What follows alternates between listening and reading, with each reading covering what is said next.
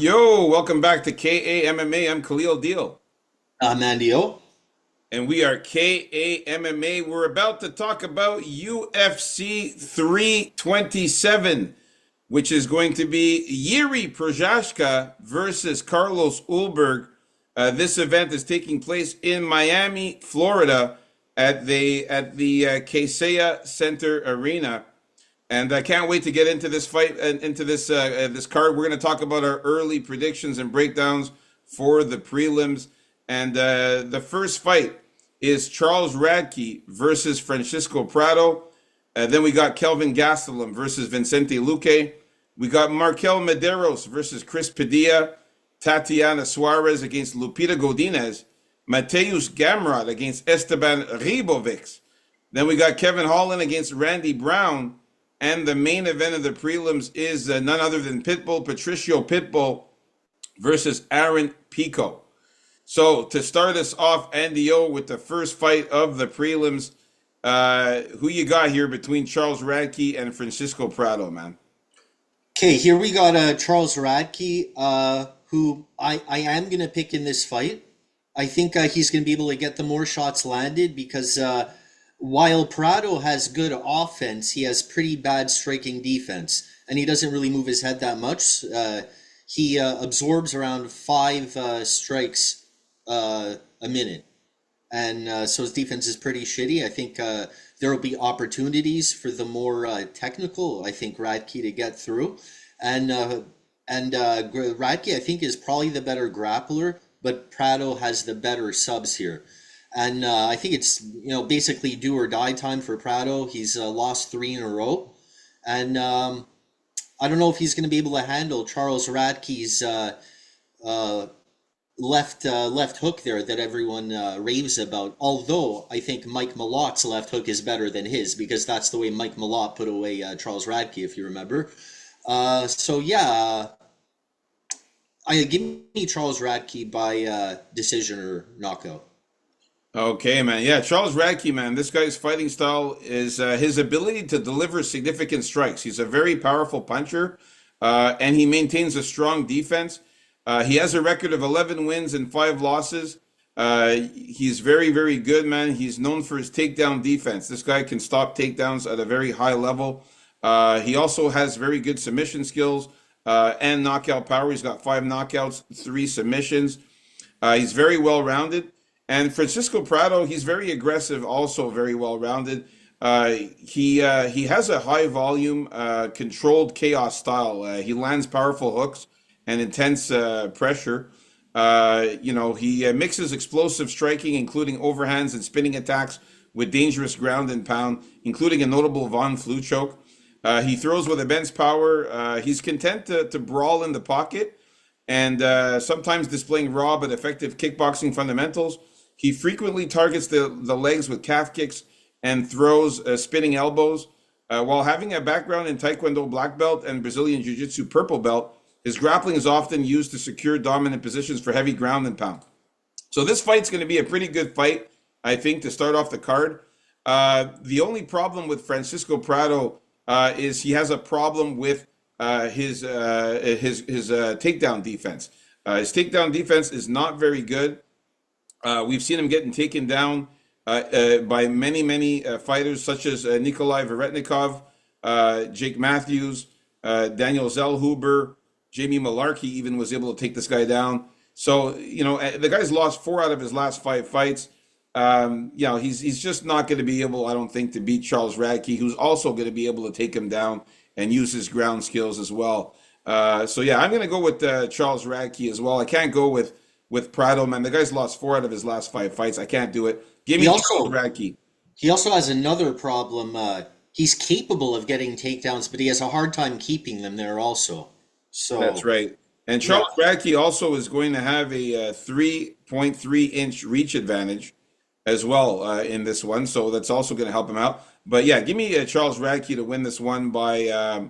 I'm going to go by... Because Francisco Prado is a very tough guy because he's never been finished. He also has a 12-year age advantage. Yeah, for sure. The age gap is huge there. Give me Charles Radke by decision. I think this one goes to decision. Prado's a very tough guy, but we'll talk about it on Friday come betting time. A little sprinkle though on Francisco Prado by KO sub is not a bad idea. You can see here that this guy is a finisher, Prado. All of his wins come by finish, 6 knockouts, 6 subs. But we'll talk about that come betting time. But my pick is going to be Charles Radke to win by decision. Yeah, I'm looking at knockout actually for Prado because he's been knocked out 3 times, Radke. Yeah, exactly. Yeah. So that's one thing that we could talk about on Friday, come betting time. But yeah, the pick is going to be Charles Radke by decision. Let's move on up to the next fight. We got another fight here, which is Kelvin Gastelum against Vicente Luque. For this one here, I got to go Kevin Gastelum, man. Kelvin Gastelum, he's a very durable, strong fighter. He's got a very aggressive approach, quick hands.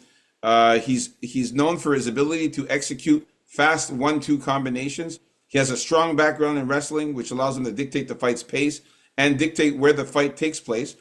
His fighting style is a blend of his wrestling skills and his UFC MMA training, including BJJ, where he holds a black belt in BJJ, in 10th Planet Jiu-Jitsu.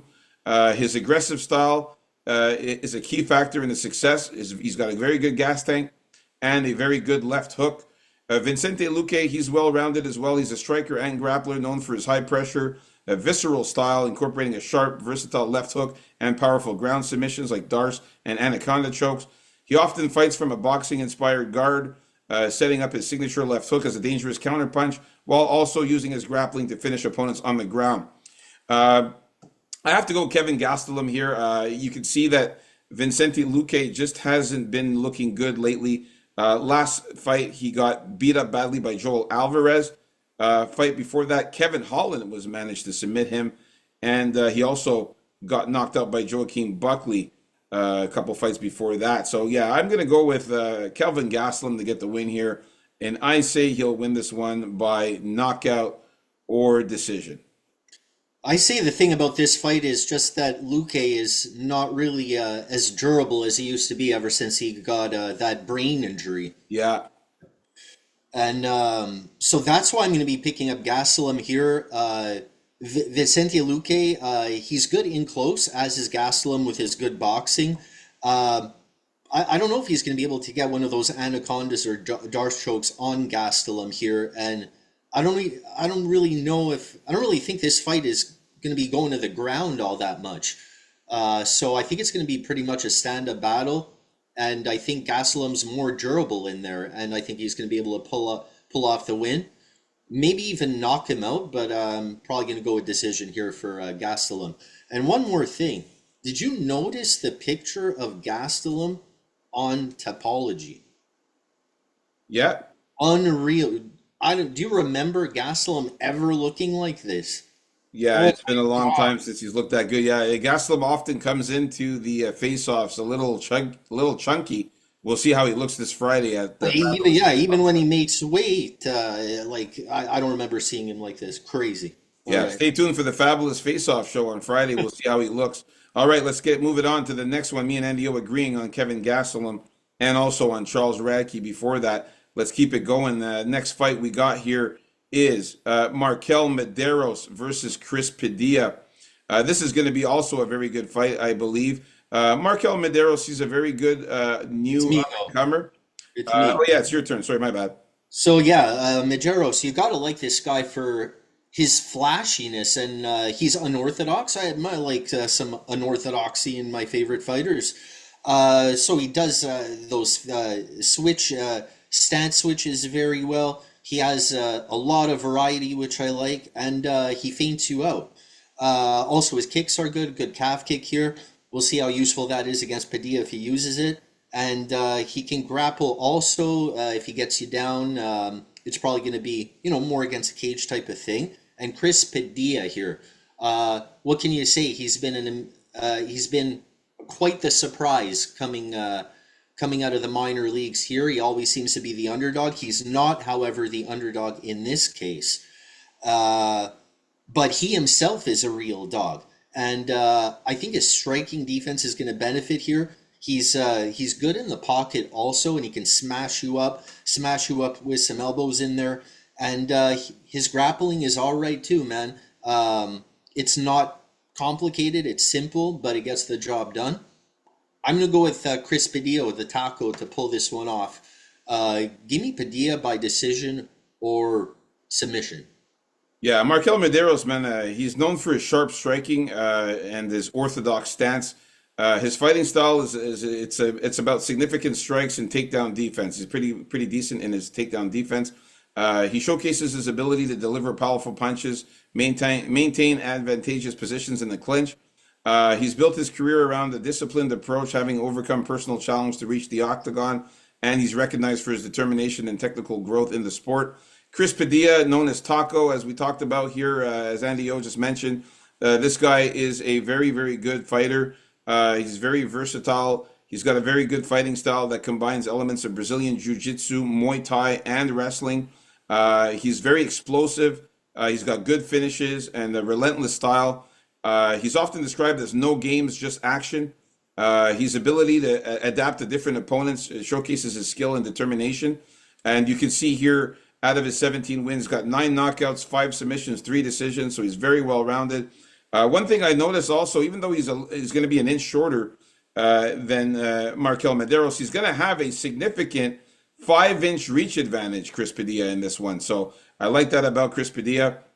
Also, I noticed that Markel Medeiros has a bit of a hard time with guys able to take him down. Austin Hubbard was able to take him down. Even Mark Troininski in the last fight was able to take him down, and he struggled against guys who could take him down. So Chris Padilla could definitely take him down. He's the better grappler too in there, and the better jiu-jitsu as well. So I'm going to go also with Chris Padilla to get the win here, and I say he can win this one.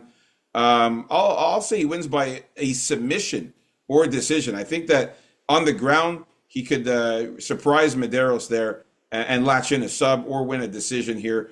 I'm not sure about the knockout because Medeiros is pretty tough, but I'll go submission or decision for Chris Padilla, man. So, all right. So me and Andy O agreeing on the first 3 fights of the prelims. Let's keep it going. Next fight, we got the ladies going at it.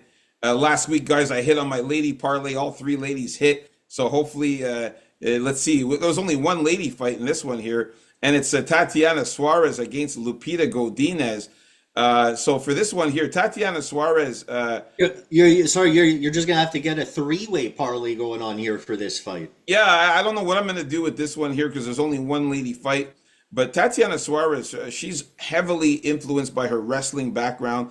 Very strong wrestler, very good aggression. She comes in there with relentless pressure, a vicious ground game. Her training in wrestling is best. She trains a lot in wrestling, and it makes her a dominant force on the ground. She's very technical. She's got a very good striking as well, decent striking. And Lupi Godinez, she's rooted in judo and Brazilian jiu-jitsu. She uses her judo background for takedowns, especially body locks and trips. She transitions well into wrestling. She incorporates her jiu-jitsu skills and ground game and submissions. She also trains in boxing and shown proficiency in her striking. Her overall approach is heavily influenced by her grappling background as well. So, look, this is going to be a very good fight between these two. And Lupita Godinez might be the better striker in this one, but I think that Tatiana Suarez has more power. I think she's going to be the stronger girl. She's also going to have a 3-inch height advantage, Tatiana Suarez, over her. I think Tatiana Suarez is just going to just a little bit outpower Lupita, especially on the ground. I think she takes her down and uses her wrestling. Also, the advantage of Tatiana Suarez is also a nice 5-inch reach advantage for Tatiana Suarez as well in this one here. So give me Tatiana Suarez to win this one. I'll go submission or decision. Yeah, so Lupita Godinez is definitely the better striker here. I think she's shown improvement. She's willing just to come forward and throw those simple but effective, I guess, combos, getting in there. Sometimes spamming it, but getting the job done. I don't remember Godinez getting out-dominated in the grappling and wrestling by anybody. And that's the way Titania has to get this done. Titania Suarez's striking, I find, is half poor. But what it does, as with many good grapplers, wrestlers, is open up that wrestling. So I do think Suarez is a better wrestler here. Godinez is a pretty good wrestler herself. Maybe a little better with the judo side of things and some trips. Um, and the thing with Godinez, man, she hasn't had the best of luck in there, and things that have contributed to her losses, like pooping her pants, for instance, in that fight, or almost taking a poop, and it affected the way she was going to fight. She was telling her coach, "Look, I gotta go." That's going to affect you, when you gotta go real bad. I think her pressure, her striking, her takedown defense, and her ability as a grappler, can I say better overall? Yeah, I think she's better overall, and if she blends all those skills together and keeps that pressure up, stays in Titania Suarez's face. I don't think Titania Suarez loves getting hit too much, so give me some volume there for Loopy. I'm going with Loopy on this one by decision or knockout. Yeah, the only reason why I got the lean on Tatiana, I think she's going to be the bigger girl, and I think that's going to give problems for Lupita Godinez to try to take her down. Also, one of the things I noticed is that Lupita Godinez does have a hard time against other very good wrestlers, such as Mackenzie Dern and Verna Kenzie Dern Jandiroba. is a terrible wrestler. Well, not maybe just the wrestling, but also very good at takedowns. Mackenzie Dern, pretty good at takedowns. So is Verna Jandiroba. As we saw last week, Verna is awesome at takedowns. Also, she struggled against Luana Carolina with the takedowns. She lost against her also. So yeah, that's what I noticed about Lupi. She loses to good, fighters who are able to get good takedowns and are good on the ground. That's why I got the lean for Tatiana. So me and Andy O disagreeing on the lady fight here in this one. All right, so let's move on up to the next fight. We got, oh man, No Mateus way. Gamrot. She didn't get dominated by grapplers, man. No way. There's other I, reasons she lost I those. find that she gets taken down, not dominated, but she gets taken down by a lot of good, wrestler, good fighters who can wrestle and get good and have good ground game. So, anyways, we'll move on. We disagreed on that one. We got the next fight: Mateus Gamrot against Esteban Ribovics. Here we got Gamrod. I still say his striking is not bad for what it is, and I like his incessant takedowns. He knows what his job is in there is to get those takedowns, and if he doesn't get it first, grab onto that ankle, grab on real low at the leg, and drag the guy down. It's a pretty distinct style, his grappling, and he's gonna go for those subs too. And that's why kind of he has trouble holding guys down sometimes. Is I think he goes for those subs. Not that he's been getting them a lot lately, but you know, like the possibility is always there. So you're gonna get the attempts. So that's a good thing to keep an eye on, especially if this goes to decision. Like even sub attempts can make a difference in this fight. Because Robovic, he's a fun fighter, man. I love watching this guy. Great offense, great body shots that I love. His cardio is really good. But unfortunately for him, and I like both of these guys, but I have to say Robovic is a more exciting guy. I don't think he's going to win this fight because I think Gamrot's going to be able to get him down and hold him down more than he can hold down other guys because Ribovic, man, he has a hard time getting up. That's a problem for him, I think. But he's going to try, and he has great cardio. But Gamrot the gamer, he has cardio too. Uh, I think he's gonna do what he has to do on the feet and keep on getting this guy down. Maybe threaten a sub a few times and come away with a decision victory. Sorry, El Gringo, I couldn't pick you, Ribovic. Yeah, this one's a tough one, man. Both of these fighters are pretty good, man. Mateus Gamrot, you know, Oh, one more. Sorry. Also, yeah, his striking defense also for Ribovic. Not that good either, right? So that's why I think Amrot's going to get some strikes in. all right, man. So yeah, Mateus Gamrot's fighting style is a blend of wrestling, and he trains a lot in wrestling. He's very good at securing takedowns. He likes to pound his opponents on the ground. He does have the skill to deliver devastating punches. He's very versatile. His approach is not limited to wrestling.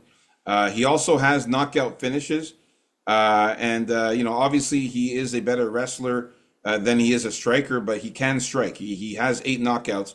Um, and Esteban Rivovics, man, this guy has got a dynamic blend of striking and grappling techniques as well.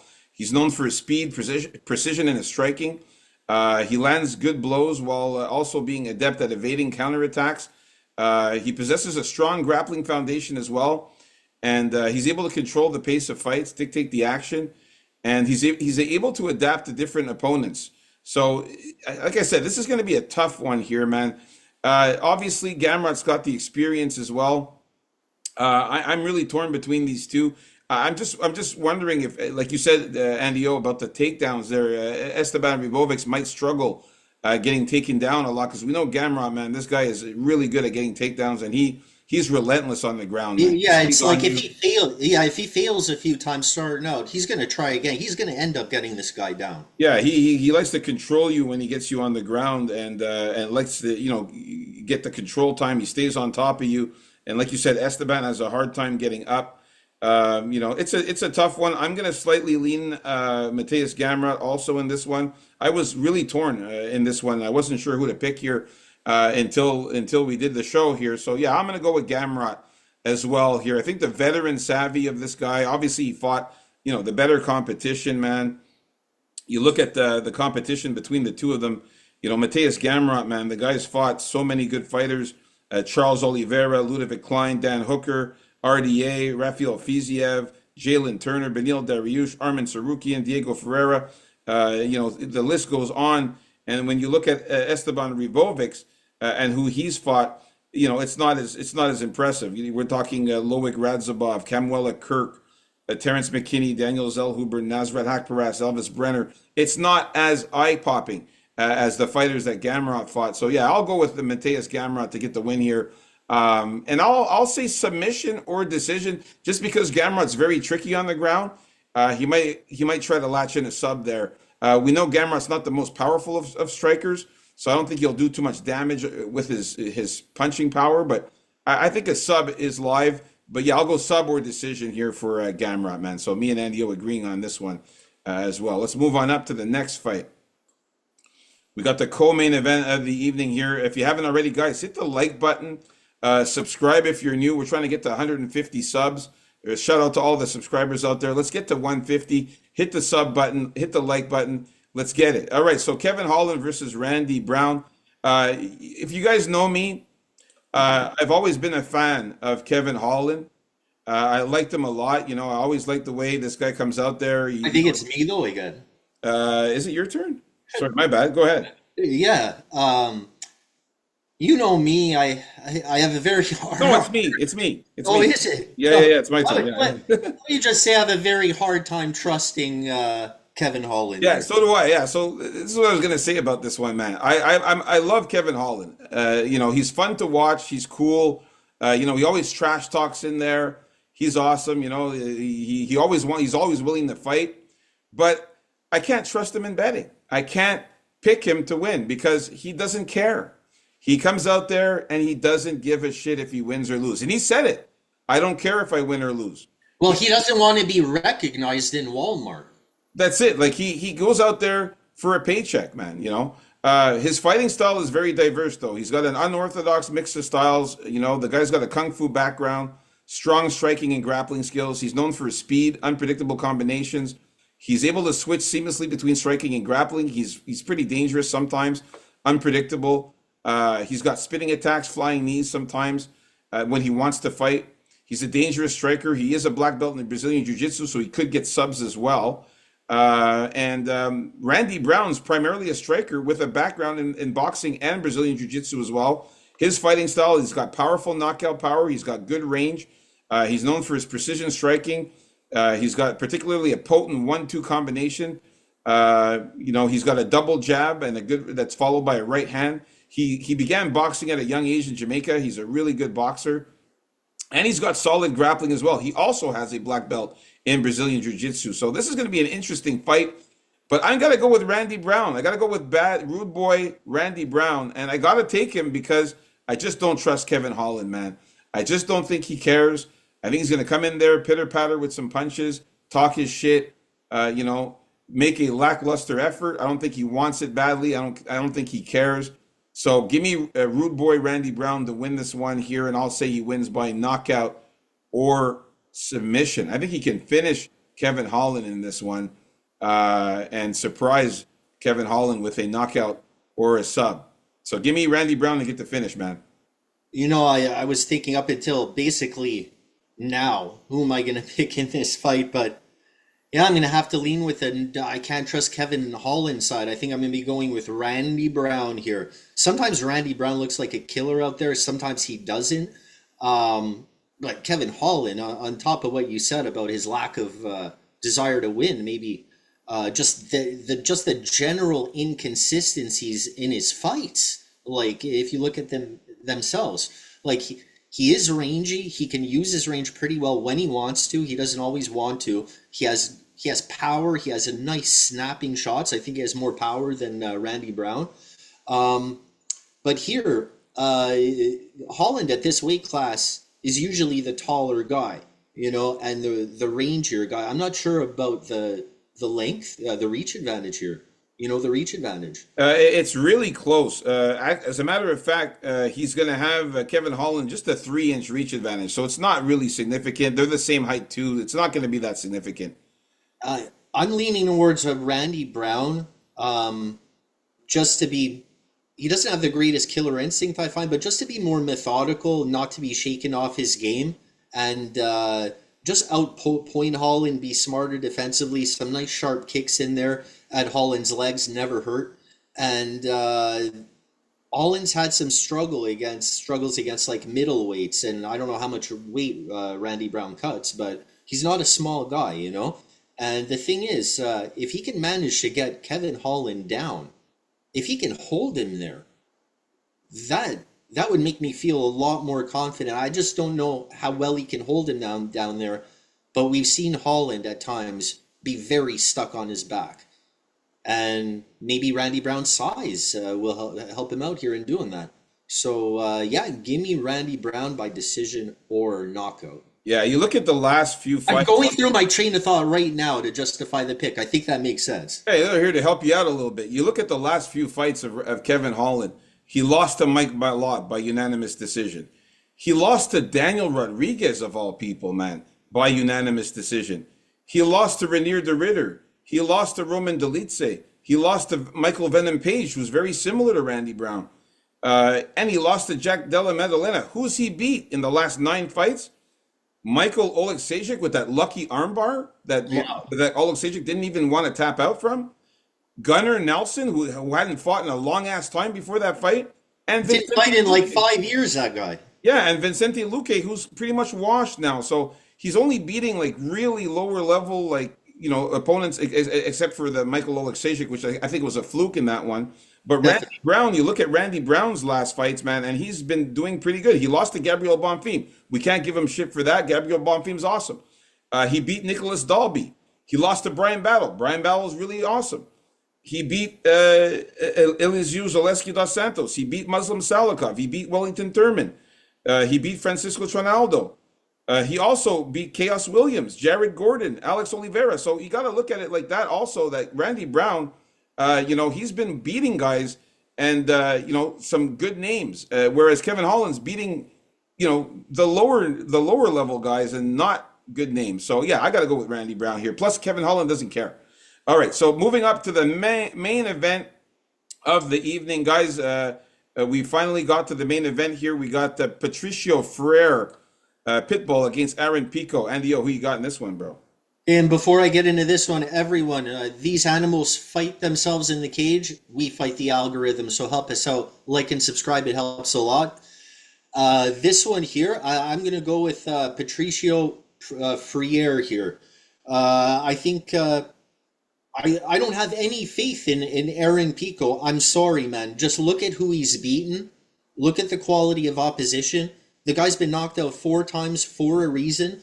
I think Patricio Pitbull, him being a great counter striker, him being a crafty vet, is going to craft himself a victory in this one. Whether it's a point battle where Pico can't get going, or a counter strike where Pico's going to lure, where Pitbull's going to lure Pico into one of those kind of wild moments where he's on the fringe of taking pictures of himself after thinking he swung a good shot, or just doesn't have the defense to keep up with his offense, or doesn't have the mind to keep up with these things.